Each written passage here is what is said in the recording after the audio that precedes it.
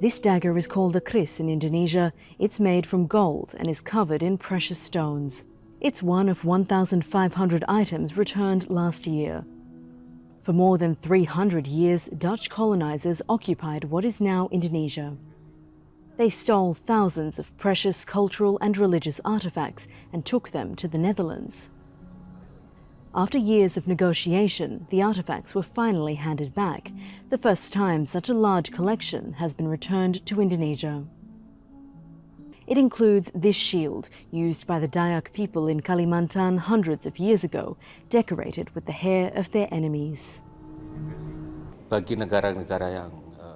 It shows that as a colonized country, we had our historical culture, and this is important for future generations to understand. Getting these items back took 6 years of planning, and putting them on display was delayed due to the outbreak of COVID-19.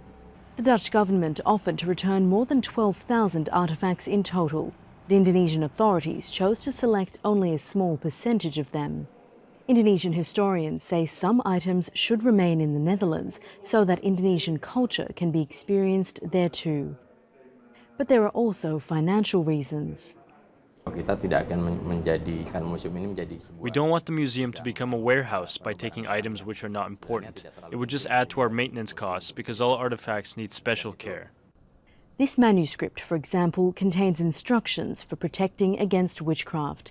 It needs to be stored at 25 degrees so that it isn't damaged by humidity. There are thousands of Indonesian artifacts still in Dutch museums, and authorities hope to eventually bring more of them home. But it's a long and complicated process, and historians say they'll need to carefully curate items that are returned. Those of great interest are the ones that reveal more about the country's past. Many of our items are related to ethnography. They add to our understanding of the many ethnic groups in Indonesia, which we did not have before. In October, a Dutch commission on colonial collections recommended its government return items taken from former colonies. That includes this diamond, which once belonged to the Sultan of Banjarmasin and used to be 70 carats. It was violently seized by Dutch troops who abolished the Sultanate and sent the rough diamond back to the Netherlands to be cut into this rectangular 36-carat gem.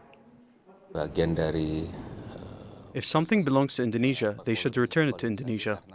But the repatriation of such a valuable item is complicated. The descendants of the Sultans say it should be given to them and not to the government. Jessica Washington, Al Jazeera, Jakarta.